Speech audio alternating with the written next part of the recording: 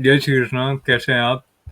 पार्थाय प्रतिबोधितां भगवता नारायणेन स्वयं व्यासेन ग्रथितां पुराणं मुनिना मध्ये महाभारतम् अद्वैतामृतवर्षिणीं भगवतीम् अष्टादशाध्यायिनीम् अम्ब त्वामनुसन्दधामि भगवत् गीते भवद्वेषिणीम्।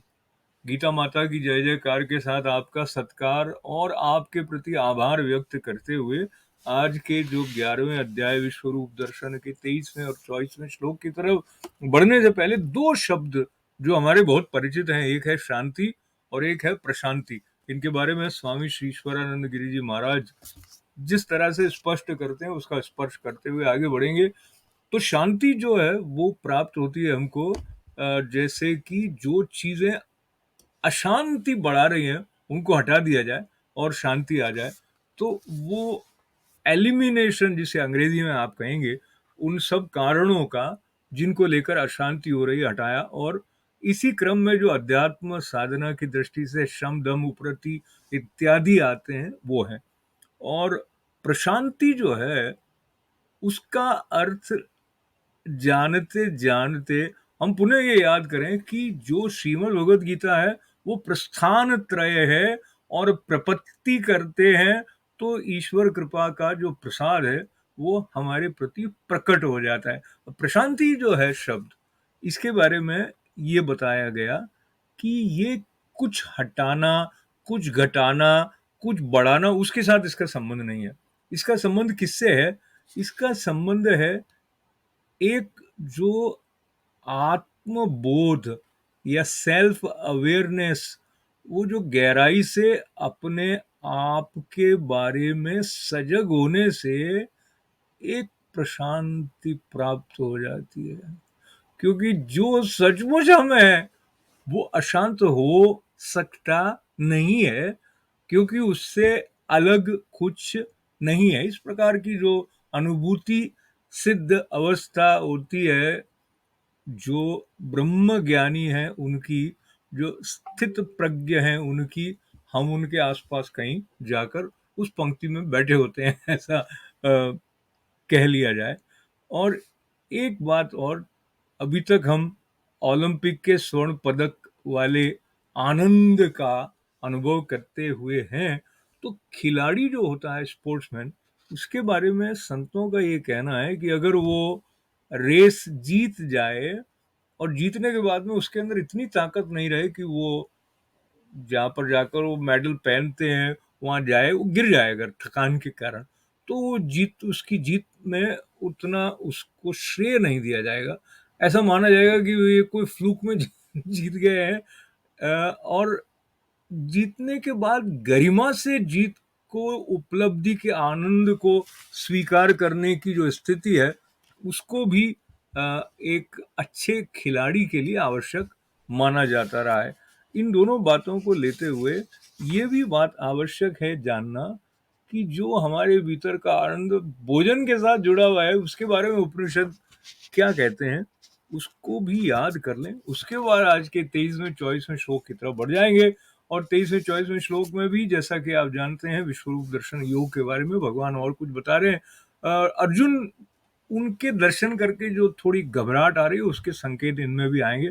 पर जो एक उपनिषद है जिसमें ये बताया गया है कि जब आध्यात्मिक सजगता के साथ है तो जो भोजन भोजन करने के बाद की स्थिति है उसको देखिए आप। स साम गायन्नास्ते अहमन्नमहमन्न महमन्न महमन्नादोह मन्नादोह मन्नादह।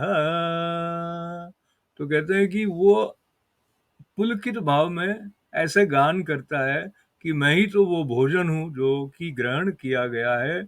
और जो मुख है जिसमें कि उसका स्वाद आया और जो पौष्टिकता प्राप्त हुई और जो हृदय में आनंद हुआ, और यह जो संसार है सुंदर सारा और जो एक प्रबुद्ध आत्मा है वो सब मैं ही हूँ।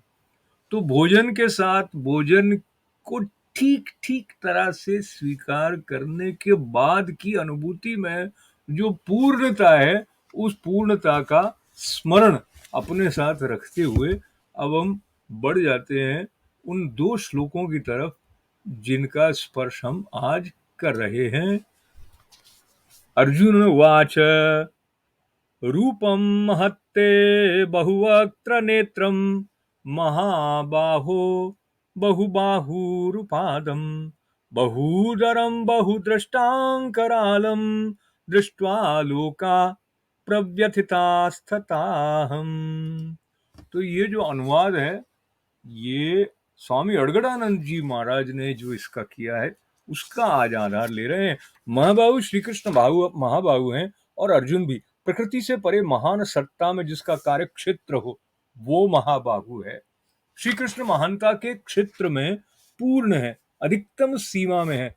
अर्जुन उसी की प्रवेशिका में है, मार्ग में है। मंजिल मार्ग का दूसरा छोर ही तो है। योगेश्वर आपके बहुत मुख और नेत्रों वाले, बहुत हाथ जंघा और पैरों वाले, बहुत उदरों वाले, अनेक विकराल दाढ़ों वाले महान रूप को देखकर सब लोग व्याकुल हो रहे हैं। मैं भी व्याकुल हो रहा हूं। अब अर्जुन को कुछ भय हो रहा है कि श्री कृष्ण इतने महान हैं। हम कभी कभी अपने साथ वालों की महिमा के बारे में नहीं जानते हैं। एक दिन हमको पता चला, अरे इतना वो प्रतिभा उनमें थी। और यहाँ तो साक्षात पद्मनाभ हैं। और 24वें श्लोक में भी यही भाव है। नभ स्पर्शम दीप्तमनेक वर्णम व्याताननं दीप्त विशाल नेत्रम दृष्ट्वा हि त्वां प्रव्यथितान्तरात्मा धृतिं न विन्दामि शमं च विष्णु। विश्व में सर्वत्र अणु रूप से व्याप्त हे विष्णु, आकाश को स्पर्श किए हुए प्रकाशमान, अनेक रूपों से युक्त फैलाए हुए मुख और प्रकाशमान विशाल नेत्रों से युक्त आपको देखकर विशेष रूप से भयभीत अंतःकरण वाला मैं धैर्य और मन के समाधान रूपी शांति को नहीं पा रहा हूँ। ये अपनी स्थिति भगवान के विश्वरूप दर्शन करते करते अर्जुन बता रहे हैं। अक्सर ऐसा होता है कि हम कुछ सुन रहे होते हैं तो सुनते सुनते हमारा विश्लेषण चलता रहता है। तो कई बार जिनकी बात हम सुन रहे हैं उनकी बात पूरी होने से पहले ही हमारी प्रतिक्रिया या कोई संदर्भ जो हमको याद आ गया हो, हम उसको व्यक्त करने के लिए अधीर हो जाते हैं।